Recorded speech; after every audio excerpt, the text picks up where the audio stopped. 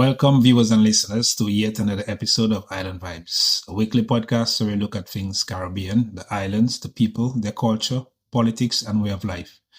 A series of power outages and blackouts being experienced by consumers yet again in Dominica, water issues across 4 OECS Islands, and St. Kitts and Nevis to begin Homeporting in 2027. These, among other stories, we will look at when we get back after the short break.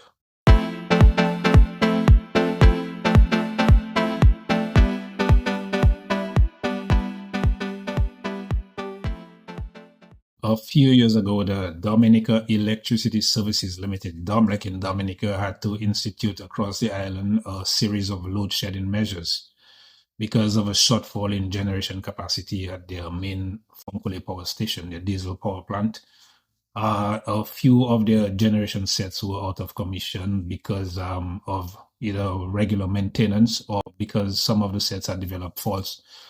A number of the heavier sets that Dominic is heavily reliant on are old and outdated. It was their intention and their interest to install new generation capacity in purchasing new diesel sets, but they were not permitted to do so by the government authority because of the government's focus on their geothermal plant that was under construction, and with their plan for complete reliance on renewable energy by 2030. Fast forward to 2026, and the geothermal plant is completed and is in its testing and commissioning phase. But once again, the consumers of electricity on the island have to experience pretty much, a repeat of what happened a couple of years ago with either load shedding measures or power outages, unplanned power outages. And people are complaining as to what the issues are. At one point, I thought it was an issue of a synchronization between the two networks, because the geothermal plant is a completely separate entity from DOMLEC, and they had to be tied into DOMLEC's network because DOMLEC owns most of the pretty much the entire grid, electricity grid on the island. So the geothermal plant needed to be tied into DOMLEC's existing system. And I thought at one point it was an issue of synchronization, because with issues of synchronization or the lack thereof between the two plants, there's the resulting effect is a cascading of the system and power outages, power failures. But I learned that was not the issue, and that part of it had been taken care of, but there were some other issues being experienced both at the geothermal plant and on DOMLEC's end. With DOMLEC, it's a repeat of the same thing that happened a couple of years ago, where this time again they are experiencing another shortfall in generation at Fonkole, owing to the fact that some of their diesel generators are down again, and they're doing scheduled maintenance. So there's a shortfall in install capacity at Fonkole. With the geothermal plant, there are also issues ongoing with one of the generation sets there, from what I understand, that they're experiencing fluctuations in one of the generation sets there. And there's also issues with failures of 33 kV cable that are newly installed. And like I said, the geothermal plant is a complete separate entity from DOMLEC. It is being managed by a private company and a private board. So they're completely separate from DOMLEC. DOMLEC had no part to play in the whole geothermal construction of the geothermal plant, except for now that DOMLEC has to buy power from them to resell to the consumers. But they had no part to play in the construction and the installation and testing of what's going on at the geothermal plant. That is completely separate from DOMLEC and run by a private entity and a private board, a separate board, to DOMLEC. So the geothermal plant has its own issues, and DOMLEC is experiencing yet again a shortfall in diesel capacity at Fonkole. And so the consumers, the residents of Dominica and the consumers of electricity are once again experiencing, a series of power outages, a series of blackouts, because of a myriad of problems between both the geothermal plant and Domlec having a shortfall of capacity once again. So they are resulting, I guess, to some load shedding exercise, and some of it are unplanned maintenance because of ongoing faults, and issues at the geothermal plant. There were two recent major outages that affected the entire island. We had a total system shutdown, right? And that was a result of the geothermal plant being in operation. It was approaching its maximum capacity of 10 megawatts. It was 9 plus megawatts in operation. Now, one of the true benefits of that, when that happened, is our Fonkole plant, the diesel plant, was totally off. It was shut down. Now, unfortunately, while that system was in operation, operating close to the maximum load, the transmission line that I spoke about earlier, it tripped. So there was not a means to get that power, that 9 plus megawatts, into the load centers and out to the communities. And when you have a system that is operating at the time, in one case around 13 megawatts, another case around 16 or so megawatts, you essentially lose between 60 to 70% of what is driving the system, what is holding up the system. And as a result of that loss, the system cascaded very quickly.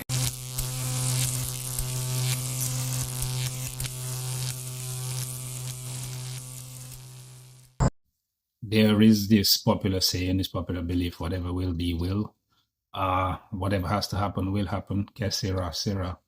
But to see a city at night looking like a Christmas tree with flickering lights, the result of power fluctuations from the electricity company, is borderline catastrophic. And no doubt a number of consumers, a number of residents would have had failures of their sensitive appliances, electronic appliances more particularly.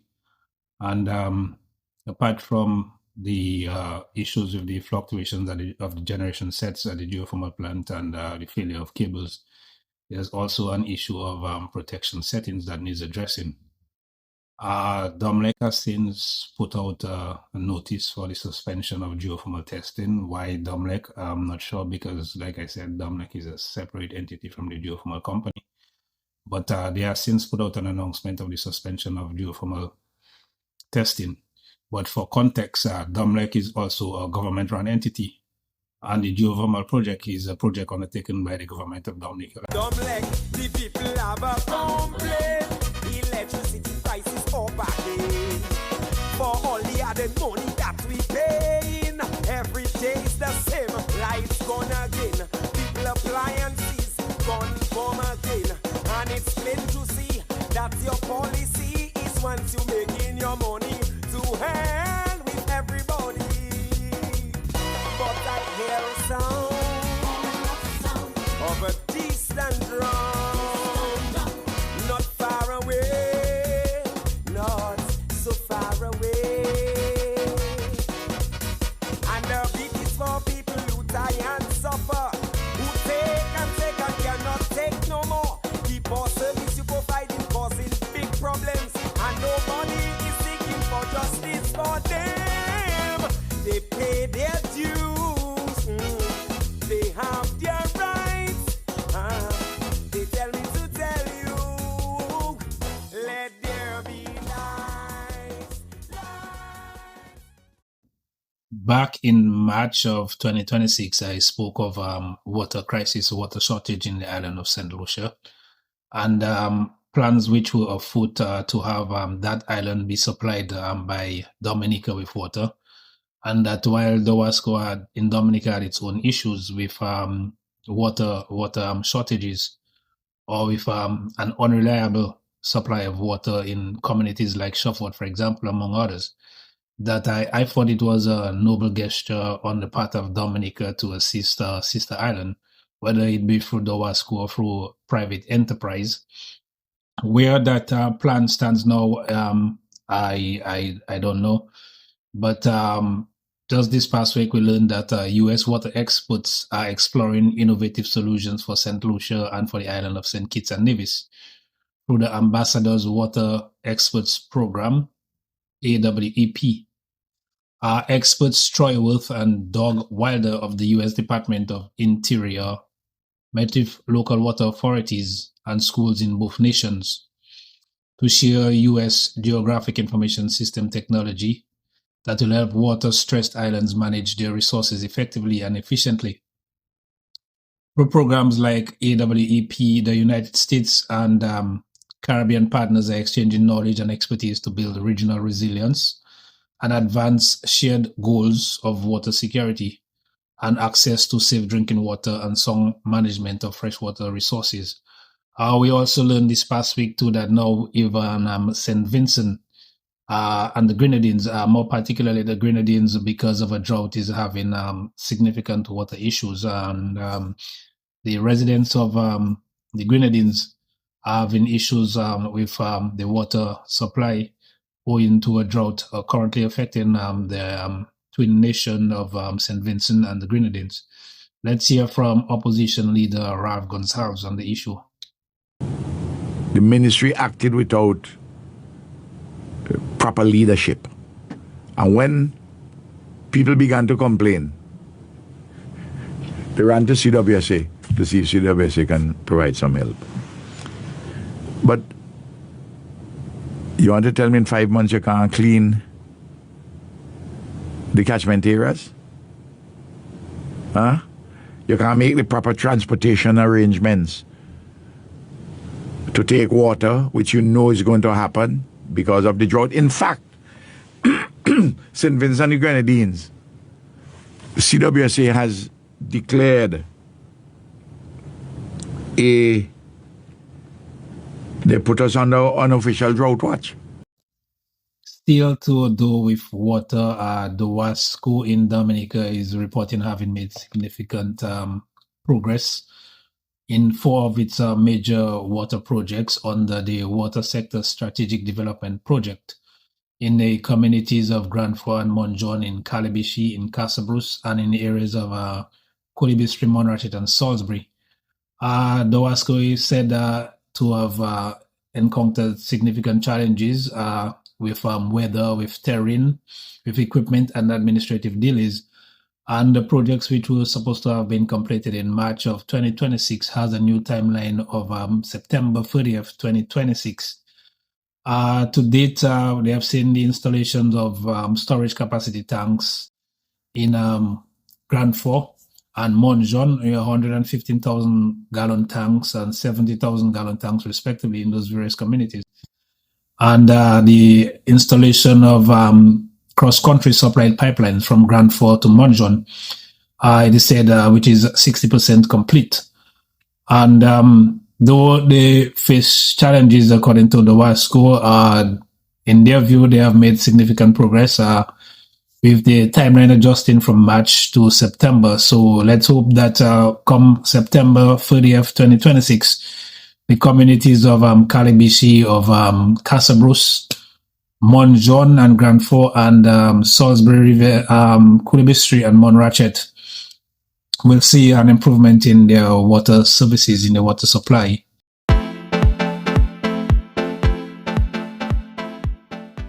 These issues of water crisis across 4 OECS islands, namely St. Lucia, St. Vincent and the Grenadines, St. Kitts and Nevis and Dominica, needs significant attention. And in countries like Dominica, for example, irrespective of the ongoing water projects with the WASCO there, in seeking to improve the water supply on that island in various communities.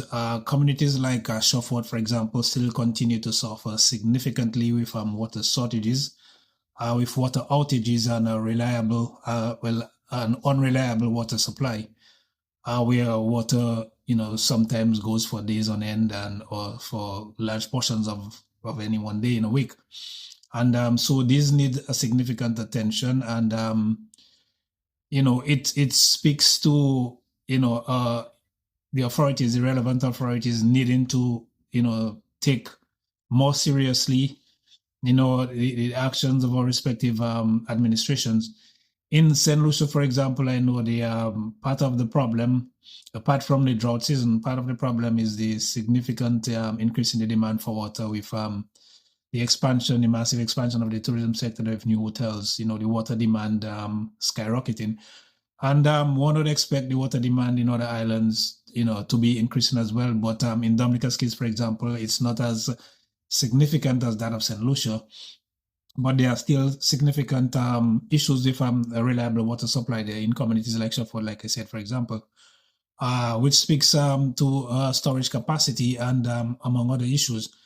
And it makes it more imperative that in Dominica, for example, that we take seriously, the way we treat the natural environment, particularly, as we speak, with the ongoing debacle at Debosh, with the fight to protect the natural environment there and water resources in that area, the aquatic life in that area. We've known for months now that a few concerned citizens and other organizations have been fighting, against proposed mining operations planned by the administration in Dominica for that area, at the expense of destroying the natural environment in that area, and a quarrying operation that stands to impact the water resource there and the aquatic life, and the livelihoods of people as well. With droughts affecting these islands, and with climate change, the relevant authorities need to listen and need to listen to voices of reason, because with climate change, like I said, the demand for water resources is going to grow exponentially. And a country like Dominica that is blessed with an abundance of water, we need to protect that natural resource that we were blessed with. And so, it means that we need to cease from activities like what's proposed and what's happening at Debosh currently. The protection of the natural environment is something that should be imperative, and the protection of our water resources, because water is becoming more and more scarce, with climate change, and it will be a resource that will be increasingly in demand. And so Dominica that is blessed with an abundance of water, we need to protect that resource, which, years down the road will be, very much more valuable than ever before.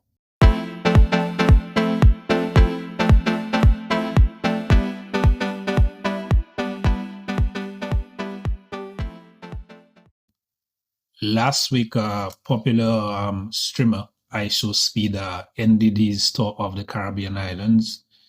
His interactive in real life travel content streamed live from each of those islands.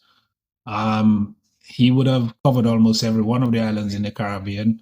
In fact, on one of the legs of his tour, he actually did 5 islands in one day, some sort of a record. On his visit to each of those islands, he would have met with a number of people, including public officials, cultural ambassadors, popular music artists, entertainers, among others. And on each of his visits, he was also introduced on each of those islands to the local cultures, local cuisine, local arts, and the various festivals on each of those islands. He also would have visited a number of the wonders of those islands, the natural sites, the tourist sites. And no doubt each of these islands would have benefited significantly from his visit and his in real life content travel streaming. In fact, we have seen significant increased searches for destinations like Dominica, for example, among others. And no doubt they will benefit, each of those islands will benefit from his travel, and we will see increased tourist arrivals from these islands, with much more people showing interest in those islands through Speed's exposure. But one entity stands to benefit significantly from that exposure, and that is the online travel agent Expedia. Expedia wasn't necessarily a sponsor of Speed's travel. IShowSpeed's travel to the Caribbean, but they were a partner. And his live stream, in partnership with Expedia, reached a huge Gen Z population on YouTube and Twitch. As Speed's official travel partner, Expedia will benefit from a spike in booking, no doubt, positioning themselves as a brand accessible to young travelers. Their partnership and campaign with IShowSpeed will feel different from that of other travel agencies, owing to the fact that it is not now just about a logo, but about real life, live travel experiences. In fact, their partnership with Speed introduced the new brand Expedia, spelled differently from the EXPEDIA. This new brand is spelled EXSPEEDIA to include part of Speed's moniker. And it will become a new hub for young travelers seeking for destinations in the Caribbean islands, looking for flights, vacations, and shopping experiences. And they can also use that very hub to keep abreast of Speed's travel. In fact, even having the opportunity to meet him, winning chances, of the opportunity to meet him on the travels. So no doubt, this new brand Expedia, EXSPEEDIA, will definitely benefit significantly from partnering with ISO Speed and his tour to the Caribbean. And with the increase in travel searches and travel plans of the young Generation Z, who are more, who are the larger demographic who follow Speeds on his travel tours around the world. So while the Caribbean islands will benefit significantly from Speed's travel, Expedia, this online travel agency, will no doubt benefit significantly as well, with an increase in the use of their site, especially among young travelers for booking destination travels to the Caribbean islands.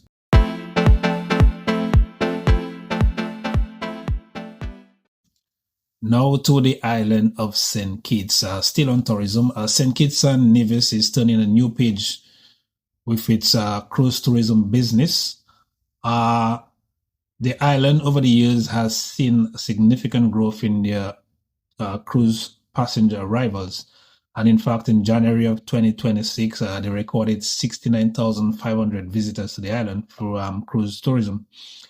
The island's Port Zante in Basse, which was recently, a few years ago, upgraded, can now accommodate 4 large ships simultaneously. And it provides immediate access to shopping centers and local cuisine, among other businesses, just 5 minutes from disembarking the ships.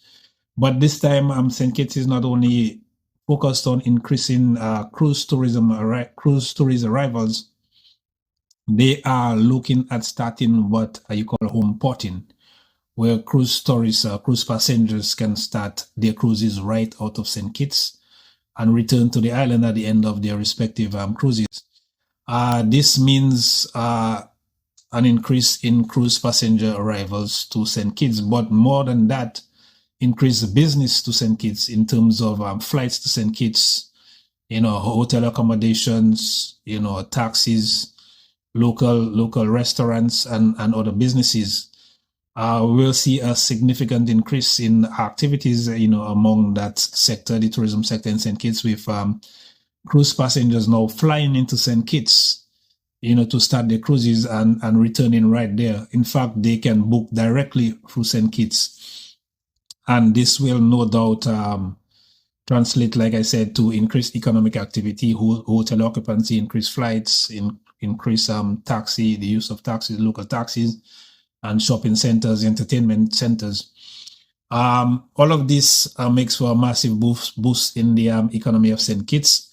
The plan is for St. Kitts to start homeporting in November of 2027, and they will start with Piano Cruises, which is part of the Carnival Cruise Lines of UK. And it's something new for the islands, the OECS Islands, and St. Kitts turning a new page, in their tourism business, looking to start homeporting in November of next year.